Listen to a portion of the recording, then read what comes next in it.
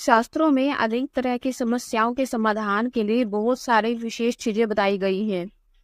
जिस विशेष चीजों में से 5 ऐसी चीजें मैं बताने वाली हूँ, जिन 5 चीजों को आपको घर में रखने से बरकत, सुख, समृद्धि सब कुछ आती है।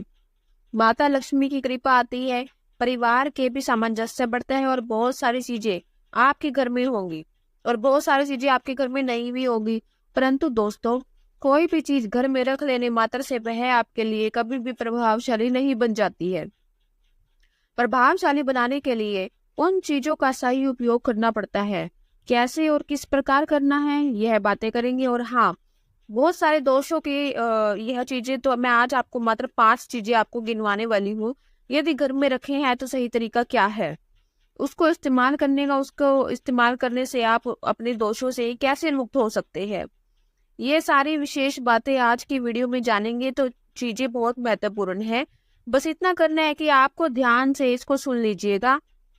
निश्चित तौर से गारंटी के तौर पर बता रही हूँ कि आपके लिए एक एक बात जो है फायदेमंद साबित होगी। तो बात को ध्यान से सुनिए। और हाँ, एक चीज और बता दूं आपको, ये चीज ना अनेक तरह की आपकी जो दोष होते हैं, क्योंकि बहुत सारे दोषों से व्यक्ति घिरा हुआ होता है और जाने अनजाने में आप इन चीजों को रख कर सही तरीके से प्रयोग करना चालू कर देते हैं। तो आप कम से कम 50 तरह के छोटे छोटे दोष होते हैं जो जाने अनजाने में हमारे ऊपर आ जाते हैं और छोटे छोटे दोषों के लपेटे में आकर हम बहुत परेशान हो जाते हैं। ऐसी दिक्कतें हैं तो आपको जरूर ध्यान रखना चाहिए। जिसमें से पहली चीज है जो कि आप अपने घर में रखे हैं, अति उत्तम है। कैसे इस्तेमाल करना है चाहिए वो मैं आपको भी बताती हूँ। नहीं रखे हैं तो स्क्रीन पर आप देख रहे होंगे कि गौ माता की मूर्ति दोस्तों, कामधेनु गौ की यानी कामधेनु गाय को बछड़े के साथ रखना, ये अपने घर में सुख समृद्धि लाता है। साथ साथ 9 की 9 ग्रहों को मैनेज भी करता है। हो सकता है बहुत सारे लोगों के घर में यह कामधेनु गाय की मूर्ति जो होगी वो होगी। कैसे प्रयोग करना है देखिए। कामधेनु गाय की जो मूर्ति है वह कोई सजावट की चीज नहीं है। आप अन्य रखे हैं, कई रखे हैं मूर्तियां, तो आप इसे सजावट के तौर पर भी इस्तेमाल कर सकते हैं, लेकिन इसका सही स्थान आपके घर में मंदिर में ही होना चाहिए। और प्रतिदिन आप गाय और बछड़े को हल्दी कुमकुम से तिलक करें। ऐसा करने से आपके 9 के 9 ग्रह जो है संतुलित होते हैं। साथ साथ माता लक्ष्मी, श्री गणेश जी की कृपा आपके ऊपर बरसती है। तो आप समझ सकते हैं कि ये कामधेनु गाय की जो मूर्ति फोटो है, तो इसे रखना कितना ज्यादा फायदेमंद होता है। या फिर यदि ऐसा नहीं कर पाते हैं, रोज आपके घर में कोई पूजा नहीं करने वाला है या कोई भी तरह की समस्या है, तो आप जहाँ भी कामधेनु गाय की जो मूर्ति बछड़े के साथ रखते हैं, एक काम करिएगा। घर की जो पहली रोटी बनती है, बहुत सारे लोगों की शिकायत होती है कि हमारे यहाँ गौ माता नहीं आती है। आप क्या करिए कि एक प्लेट रखिए गौ माता के पास, पहली रोटी बनाकर ले आकर उन्हें चढ़ाइए, एक प्लेट में करके रखिए। अगले दिन या फिर शाम तक उस रोटी को उठाकर आप कहीं जीव जंतु के लिए तोड़कर या छत पर रख सकते हैं, कहीं भी डाल सकते हैं। तो यह बहुत ही अच्छा विकल्प है। गौ माता के लिए रोटियां निकालने का जिन लोगों की शिकायत होती है, उनके यहाँ नहीं होती है, गाय माता नहीं मिलती है, तो यह काम करिए और किसी भी चीज को न समझिए। एक्टिवेट करना बहुत जरूरी होता है। कोई भी चीज, कभी भी सामान आपके लिए विशेष नहीं बनता है।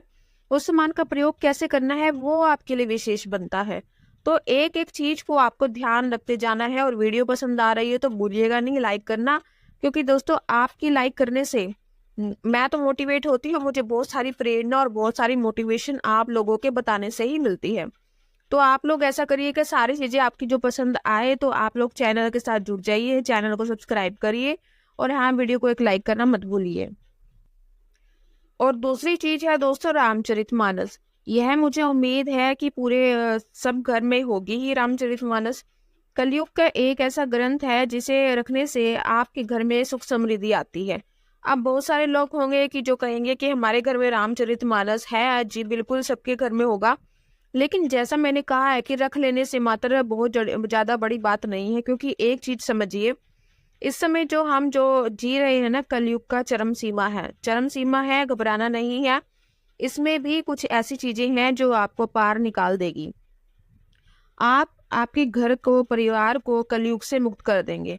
वीडियोस लंबी हो जाती है, इसलिए मैं आपको पूरी बातें यहाँ नहीं बता पा रही हूँ, लेकिन थोड़ा सा आप बता रही हूँ। देखिए, एक बार जो तुलसीदास रामचरितमानस का पाठ कर रहे थे और करते करते जो है एक कसाई उनके तरफ आ रहा था और बार बार उनको बदनाम करने की कोशिश कर रहा था।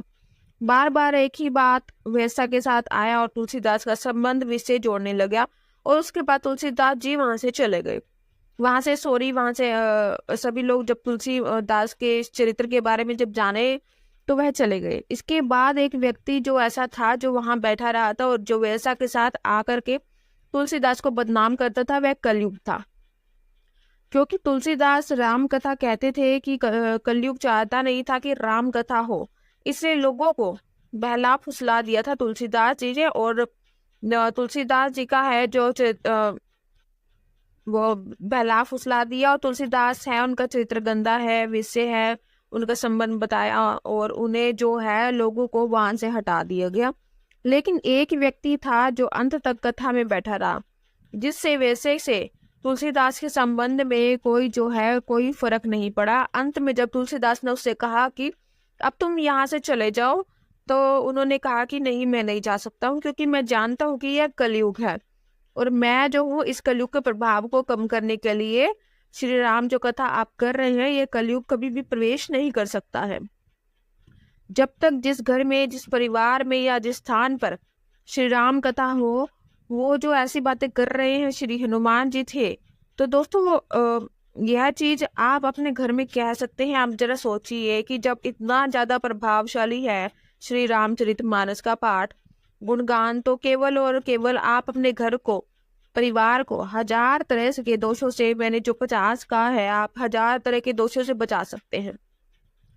क्योंकि दोस्तों, शास्त्र कहता है कि कलयुग केवल नाम आधार। आप सोचिए, आप अपने घर में 1 पन्ने या 2 पन्ने से कुछ 2 चौपाई आप अपने घर में प्रतिदिन रामचरितमानस का किया करें।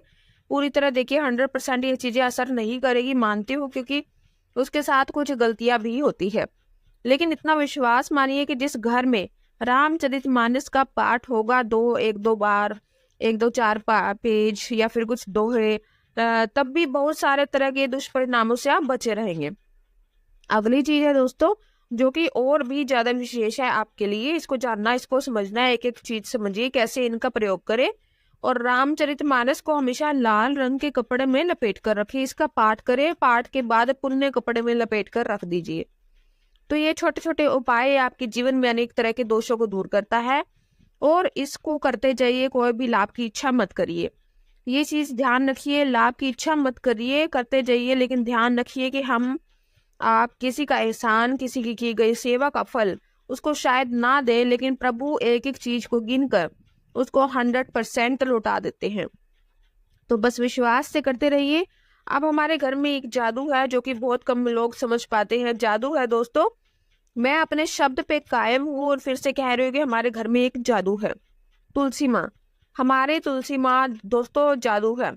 मेरी बात का विश्वास मानिए आप लोग, यदि आप लोग समझ गए हैं, मतलब मेरी बात का भरोसा करिए। बस इतना कह रही कि तुलसी नहीं है, जादू है। आप इनसे बात करिए दोस्तों, आप वो बात करिए, आपकी मनोकामना बहुत छोटी चीज है। आप तुलसी माँ पर भरोसा करिए, आप उन्हें एक वृक्ष मत मानिए, आप उन्हें देवी मानिए। आपका घर धन दौलत या हर तरह के दोषों से मुक्त हो जाएगा। करना क्या है, तुलसी की सेवा करिए। कैसी सेवा? दो नहीं है, आप केवल सुबह जल चढ़ा करके भोग लगाते हैं, उनको प्रेम से जाइए तुलसी जी के पास, ओम नमो भगवते वासुदेवाय ऐसे बोलिए। और मैंने एक उपाय बहुत पहले बताया था तुलसी जी का, तुलसी जी में सिक्का गाड़ने वाला। और दोस्तों, जो भी मेरे जान पहचान में किए हैं, कभी उनका विफल नहीं गया है। एकादशी वगैरह आया, कोई शुभ मुहूर्त आया, तो मैं ये जरूर यह उपाय आपको बताऊंगी, फिर से बताऊंगी। और तुलसी जी से आप अपने मन की बातें कहिए, उनसे कहिए कि आपको क्या कष्ट है, आपको क्या तकलीफ है। भगवान ने चाहा तो 41 दिनों में आपकी मनोकामना पूर्ण हो जाएगी, क्योंकि तुलसी जो है हरि प्रिय है, नारायण के प्रिय है, उनके बिना भोग स्वीकार नहीं करते। नारायण इतना अच्छा है जो नारायण के साथ तुलसी माता का संबंध है। आप अपने दिल की बात जब तुलसी माता से कहते हैं तो वो नारायण तक पहुंचती है। आप करके देखिए, तुलसी के सामने बैठिए, अपने दुख तकलीफ जैसे अपनों को सुनाते हैं वैसे सुनाइए। एक दिया शाम को लगाइए, जब जाइए तो उनके पास बैठिए, उनके पास बैठिए, उनसे बातें करिए और अपने दिल की बात सुनती है। मानती हूँ लाख कलयुग है, लेकिन आप अपने घर की अनेक तरह की परेशानियों को खत्म करने के लिए तुलसी की पूजा, सेवा, आराधना जरूर करें। जिन घरों में बार बार तुलसी सूखती है, आप बार बार ले आइए, 1000 बार ले आइए। सबसे बड़ी चीज ये है, जब आप ले आए तो हमेशा से उनसे प्रार्थना करिए कि माँ कभी मेरा आंगन मत छोड़ के जाइए, माँ हमेशा मेरे आंगन में हरियाली रखिएगा, माँ अपनी कृपा हमेशा अपने हम पर बनाए रखिएगा। इस तरह से करके तुलसी की पूजा करिए, करते तो रहिए। आप देखिए जिन घरों में तुलसी हमेशा सूखती है, नहीं सूखे, सालों साल अच्छी रहेगी और उनकी मंजरी समय समय से उतारते रहिए। आप सेवा करिए, तुलसी को रखिए। ऐसे बहुत सारे प्रमाण हैं हमारे शास्त्रों में कि जैसे जब श्री राम जी लंका में प्रवेश किए तो वहां चारों तरफ से राक्षसी प्रवृत्तियां थी, जो हर तरह से राक्षस थे। लेकिन एक स्थान ऐसा था जहाँ पे तुलसी का पौधा दिखा, दरवाजे पे राम नाम लिखा हुआ था। जब हनुमान जी को आश्चर्य हो गई, इतने सारे राक्षसी लोगों के बीच ये राम नाम और तुलसी का वृक्ष कैसा पौधा है दिखाई दिया। तब वो घर जब हनुमान जी वहां उतरे तो देखा कि वो विभीषण का था। तो इस तरह से दोस्तों कि जिस घर की आगे तुलसी होती है उसके ऊपर भगवान की कृपा होती है और हरि भक्त भी कहा जाता है। तो तुलसी अपने घर में अवश्य रखिए, उनसे बातें करिए, उनसे अपनी तकलीफ कहिए, विश्वास मानिए। ब्रह्मा मुहूर्त में एक दीपक जलाइए और एक शाम को लगाइए, अपने दिल की बात करिए तो उससे साक्षात आपसे बात करेंगी, आपकी मनोकामना पूर्ण करेंगी। विश्वास करिए।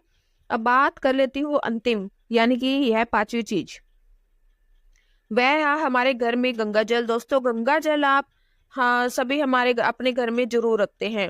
हर हिंदू धर्म में हर व्यक्ति के घर में गंगा जल जरूर होता है।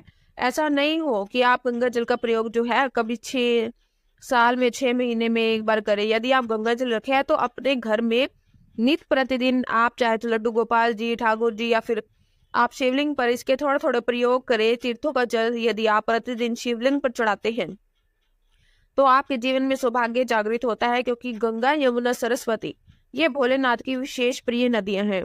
विशेषकर गंगा नदी, इस जल से अगर आप शिवलिंग का अभिषेक करते हैं तो कहा जाता है कि सर्व सुख की प्राप्ति होती है। तो इन चीजों को केवल घर में रखिए, नहीं है आपका इनका लाभ लेना है, सही प्रयोग करिए। नारायण जी का, विष्णु जी का, ठाकुर जी का अभिषेक करिए। इससे करिए क्या करना क्या है, थोड़ा सा आप जल लीजिए, गंगा जल, उसमें सामान्य जल मिलाइए और उसमें भगवान का अभिषेक करिए। आप देखेंगे जैसे सुख और सौभाग्य जागृत होता है। छोटे बड़े दोस्तों, आपके जीवन में लाभ की प्राप्ति होने लगेगी धीरे धीरे। और दोस्तों अंतिम चीज है दोस्तों, वो है मोर पंख।